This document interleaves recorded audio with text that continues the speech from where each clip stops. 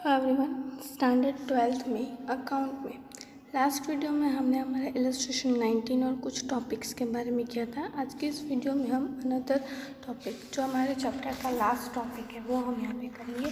But उससे पहले बता दूँ कि ये आपको आपके एग्ज़ाम में नहीं आने वाला है, but for your better understanding हम यहाँ पे ये जो चीज़ें हैं उसके बारे में सीखेंगे और उसके बारे में यहाँ पे हम समझेंगे भी। So let's get start. सबसे पहले हम देखते हैं कि प्रेजेंटेशन जो है हम हमारा जो कंपनी का वर्टिकल बैलेंस शीट हम किस तरह से बनाते हैं। नॉर्मली हम हॉरिजेंटल बनाते हैं, अब हम वर्टिकल बैलेंस शीट कैसे बनाएंगे वो देखते हैं।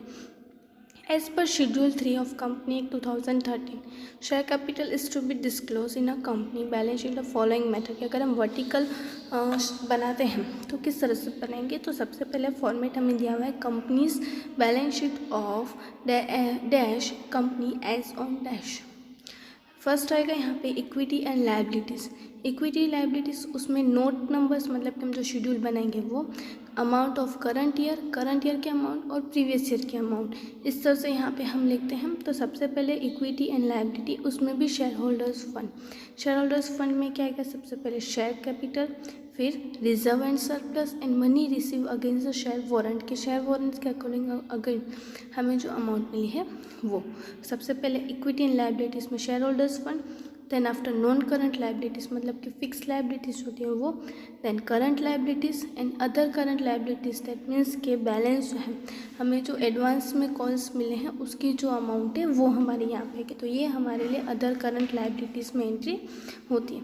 इस तरह से हम सारी इक्विटी एंड लायबिलिटीज़ की एंट्री करते हैं। यहाँ पे हम ये जो अकाउंट बनाने वाले हैं उसकी नोट्स हम किस तरह से बनाते हैं। तो सबसे पहले शेयर कैपिटल की नोट में अमाउंट जो है वो इस तरह से लिखेंगे, ऑथोराइज शेयर कैपिटल उसमें dash equity share of dash rupees each dash preference shares of dash rupees each. सबसे पहले authorise capital, then after second is issued capital मतलब कि हम कितने शेयर्स इशू करें और उनकी प्राइस, और प्रेफरेंस शेयर्स हम कितने इशू करें उसकी price. Then after subscribed capital हमारे पास कितनी अमाउंट आई है वो, डैश इक्विटी शेयर्स हमारे लिए कितने इक्विटी शेयर्स हैं उनकी प्राइस क्या है, कितने प्रेफरेंस शेयर्स की अमाउंट हमारे पास आई है वो।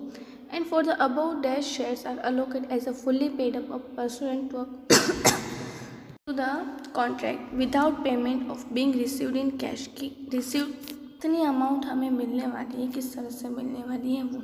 Then subscribe but not fully paid up capital कि जहाँ पे हमने शेयर सब्सक्राइब की और कितनी हमें यहाँ पे नहीं मिली, तो हमने कितनी अमाउंट मंगवाई थी वो कि ईच शेयर कितने शेयर्स पर हमने कितनी रुपीज़ अमाउंट मंगवाई थी, कितना कॉल्स हमने मंगवाया था, कितने हमें कॉल्स नहीं मिले मतलब कि कितनी अमाउंट हमें नहीं मिली है वो, कि डायरेक्टर्स के पास से और अदर्स के पास से कितनी अमाउंट मिली है वो। एंड लास्ट में ऐड हम करेंगे कि हमने कितने शेयर फॉरफिट करे हैं ये, और इन सब का टोटल। अब शेयर कैपिटल अकाउंट में सबसे पहले authorise share capital, issued capital, subscribe की है बट फुली पेड अप नहीं है वो कैपिटल, एंड लास्ट में फॉरफीचर ऐड जो है वो हम ऐड करते हैं। उसके बाद हमें यहाँ पे है कि रिजर्व एंड सरप्लस हम नोट बनाते हैं वो। तो रिजर्व एंड सरप्लस में सबसे पहले security premium reserve and capital reserve ये दो हम अकाउंट बनाते हैं और इनका टोटल करके हम रिजर्व एंड सरप्लस में इनकी एंट्रीज जो है वो करते हैं। तो इस तरह से हम हमारा ये जो बैलेंस शीट जो है ये हम वर्टिकल फॉर्म में इस तरह से हम प्रिपेयर करते हैं। उसके बाद यहाँ पे आपको कुछ इम्पोर्टेंट इश्यूज जो हैं वो दिए गए, ये भी आपको एग्ज़ाम में नहीं आने वाले बट फिर फॉर योर नॉलेज हम इसकी जो बोलते हैं ना इसकी इन्फॉर्मेशन हम यहाँ पे लेंगे। First is preferential allotment means allotment of shares at a pre determined price to the pre identified persons के हम हमारे जो शेयर्स है वो कुछ एक पहले से डिसाइड की गई प्राइस में हम कुछ पहले से ही एक प्री आइडेंटिफाइड पीपल्स उनको हम ये जो शेयर्स हैं वो हम दें। Here, preferential people means who are interested in taking strategic stake in a company as promoter, venture capitalist, financial institution, buyer of a company's product or its suppliers. The company is required to pass special resolution in the meeting of shareholders before passing the preferential allotment। कि यहाँ पे ये जो person है वो कौन से हैं कि प्रमोटर्स हैं कि वेंचर्स हैं कि जो स्ट्रेटेजीज बनाते हैं और स्ट्रेटेजीज को इम्प्लीमेंट करते हैं, तो इस तरह से जो पर्सन्स की अपॉइंटमेंट की जाती है that is also known as a preferential allotment. कि हम इस तरह से जो पर्सन्स को हम शेयर्स अलॉटेड करते हैं that is called a preferential allotment, और उसके लिए स्पेशल रिजोल्यूशन पास करना ज़रूरी होता है। बात नेक्स्ट हमें दिया हुआ है कि sweat equity share. A company में issue sweat equity share as per the section 54 of companies act 2013। Sweat equity share means equity share issued by a company to the employees or directors at a discount or for consideration other than cash for providing know-how और making available intellectual property rights. कब sweat equity shares जो है वो company किस तरह से issue करती है, सेक्शन 54 जो है कंपनी के उसके अकॉर्डिंग, और उसका मीनिंग क्या है कि कंपनी जो है वो शेयर्स इस तरह से इशू करती है कि वो उसके डायरेक्टर्स को या एम्प्लॉयज़ को डिस्काउंट में देती है या कैश के अगेंस्ट जो प्रोवाइड करती है ताकि उन्हें कंपनी में भी एक राइट मिल सके, that is called the sweat equity shares. To issue of such a share is authorized by a special resolution passed by a company. The class of such a shares should be class already issued earlier. The resolution so passed should specify the number of shares issued, what is the current price of market, and how much consideration is decided against the issue. If any other matter and class of directors or employees to whom shares are to be issued, कि यहाँ पे हम shares जब भी issue करते हैं तो किस तरह से रिसोल्यूशन, एक स्पेशल रिसोल्यूशन पास करना ज़रूरी होता है कि कौन से क्लास के हम शेयर्स इशू करने वाले हैं, किस तरह से इशू करने वाले हैं और उसकी मार्केट प्राइस क्या है और उस शेयर के अकॉर्डिंग कितनी कंसिडरेशन पेमेंट कर रहे हैं हम, ये सारी चीज़ों को पहले से ही मेंशन करना ज़रूरी होता है। If this type of shares are listed in stock exchange then it should be issued in accordance with the regulation made by SEBI. Company may issue this type of shares at a price lower than the nominal value to the equity shares. Such a shares cannot be resold by the holders, which is the period of 3 years from the date of shares received, that is called a lock-in period. अब the interest of the issue of sweat equity shares are the same for the issue of other equity shares. कि ये type अगर हम इस type के shares को हम stock exchange में रजिस्टर करते हैं तो इसकी जो प्रोसीजर है कि जो हम प्रोसीजर आगे करते हैं कि जो सेबी की गाइडलाइंस दी गई वो गाइडलाइंस को फॉलो करने के बाद ही फॉलो करके ही सारे शेयर्स को इशू किया जाता है। और नॉर्मली ये शेयर की प्राइस जो है वो मार्केट वैल्यू से कम होती है और इस तरह के शेयर्स में जो है वो एक बार जो होल्डर्स परचेस कर लेते हैं तो 3 ईयर्स तक उसे वो रीसोल्ड नहीं कर सकते हैं और that is called a lock in period. कि जब हम जो शेयर की प्राइस है वो हम 3 साल तक उसे शेयर सेल नहीं कर सकते हैं, that is called a lock in period. और इसकी जनरल एंट्रीज जो है वो अदर इक्विटी शेयर्स के जैसी होती हैं, that is called a sweat equity shares. जब बात दिया हुआ है कि एम्प्लॉय स्टॉक ऑप्शंस प्लान, कि स्टॉक ऑप्शंस प्लान दिया जाता है कि option granted by a company to its members and to subscribe the share at a price that is lower than the market. For example fair value, कि यहाँ पे हम option देते हैं कंपनी को कि वो उसके एम्प्लॉयज़ को कि वो शेयर्स में सब्सक्राइब करे जो उनकी मार्केट वैल्यू से कम होती है। इट इज़ अ ऑप्शन और right granted by a company in a good faith but it is not a obligation on a company to subscribe it. The employees may or may not exercise the options. कि यहाँ पे company जो है वो एक option देती है उनके शेयर होल्डर्स को कि वो उसमें आके इन्वेस्ट करे और ज़्यादा मार्केट प्राइस से कम में वो यहाँ पे इन्वेस्टमेंट कर सके। Application supported by the blocked amount ASBA। Next यहाँ पे हमें दिया हुआ है उससे पहले this shares of the same class of the shares already issues it is issued by a special resolution by a company. Employ stock options can be a category of the sweat equity shares. कि यहाँ पे हम पहले से ही उसे हम जब भी हम इस तरह की ऑप्शंस देते हैं तो उसके लिए पहले हमें स्पेशल रिजोल्यूशन पास करना पड़ता है और ये एक कैटेगरी जो है वो स्वेट इक्विटी शेयर्स की तरह ही होते हैं कि जो हम डायरेक्टर्स और एम्प्लॉयज़ को देते हैं। बट यहाँ पे हम एम्प्लॉयज़ को ऑप्शन देते हैं कि आप आपकी पसंद के शेयर में सब्सक्राइब कर सको और उसकी प्राइस जो है वो मार्केट वैल्यू से भी कम होती है। और यहाँ पे ये जब भी हम करते हैं इसके लिए स्पेशल रिजोल्यूशन पास करना ज़रूरी होता है। उसके बाद हमें दिया हुआ है application supported by blocked amount ASBA।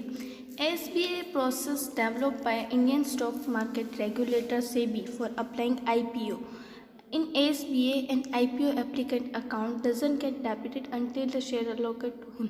यहाँ पे ASBA क्या है कि एक प्रोसेस है कि जो सेबी के थ्रू बनाई गई है आईपीओ के लिए, मतलब कि इनिशियल पब्लिक ऑफिसर्स जो ऑफर्स होती हैं उसके लिए।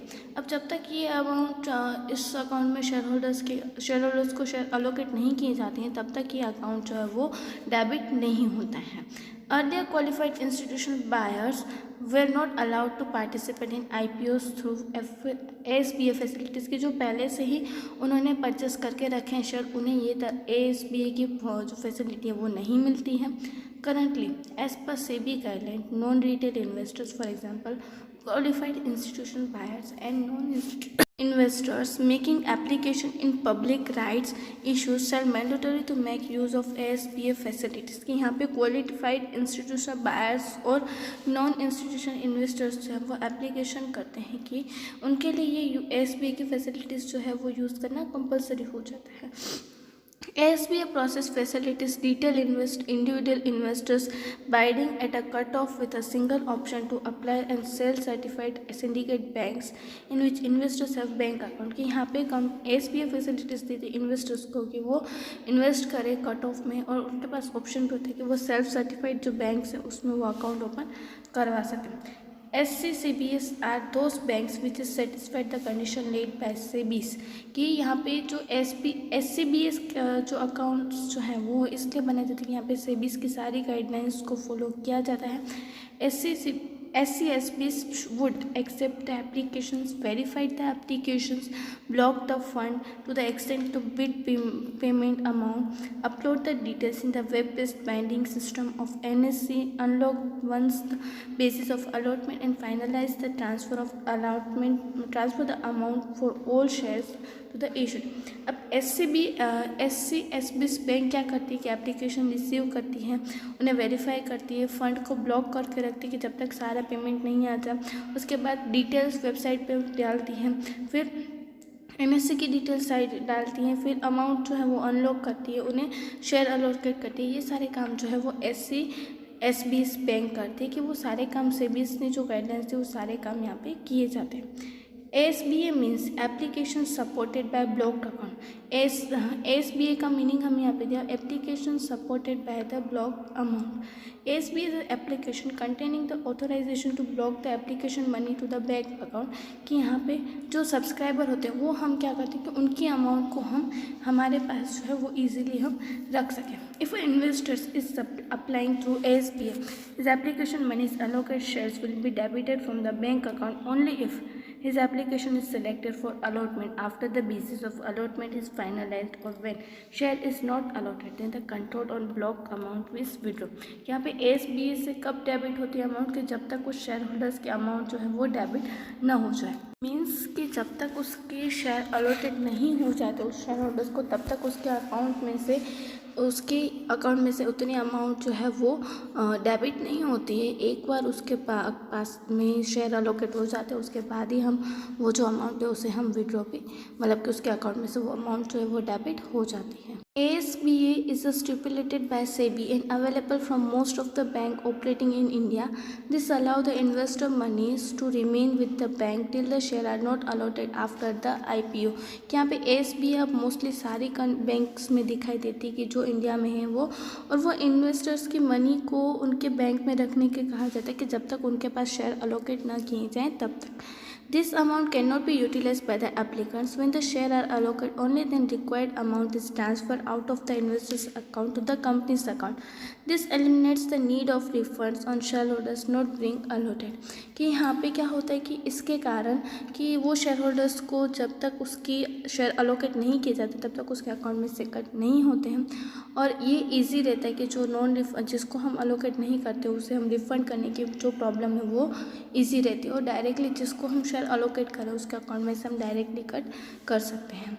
In present scenario, investors may submit their ASBA applications to this SCSBs in order to apply for the public issues. The list of SCBs includes banks like Axis Bank, HDFC Bank, ICICI bank, state bank of India, Punjab national bank and IDBI bank of India कि यहाँ पे application जो SBS में की क्यों जाती है कि अगर हमें पब्लिकली अगर इन्वेस्टमेंट मिलता है तो उसके लिए हम यहाँ पे इस तरह के शेयर्स में इन्वेस्टमेंट करते हैं। मोस्टली यहाँ पे इस बैंक के नाम में दिए गए एक्सिस बैंक है, IDBI बैंक है, फिर स्टेट बैंक है, ICICI बैंक है। ये सारे बैंक्स जो हैं वो इस तरह के SCBS बैंक्स हैं। There is no difference in both the method of application by ASB और without ASBA for allotment of shares कि यहाँ पे दोनों मेथड्स जो हैं वो सेम ही होती हैं, कोई भी फ़र्क नहीं होता है। तो इस तरह से यहाँ पे हमने देखा कि ASBA किसे कहते हैं, SCBS बैंक्स किसे कहते हैं कि जो शेयर एप्लीकेशंस के काम करते हैं वो। इसी के साथ हमारा यहाँ पे सारा ये जो चैप्टर है वो कंप्लीट होता है। हमने इस चैप्टर के सारे सम्स भी सॉल्व कर लिए हैं, सारे टॉपिक्स भी हमने इंक्लूड यहाँ पे कर लिए हैं। उसी के साथ यहाँ पे आपको स्क्रीन पे जो क्वेश्चंस दिखाई दे रहे हैं, जो MCQs और 1 सेंटेंस है, वो आपको आपकी नोटबुक में लिखने हैं और जो हमने सम्स किए वो सारे सम्स की आपको ज़्यादा से ज़्यादा प्रैक्टिस करनी है। हम नेक्स्ट वीडियो में न्यू चैप्टर के साथ मिलेंगे। Thank you.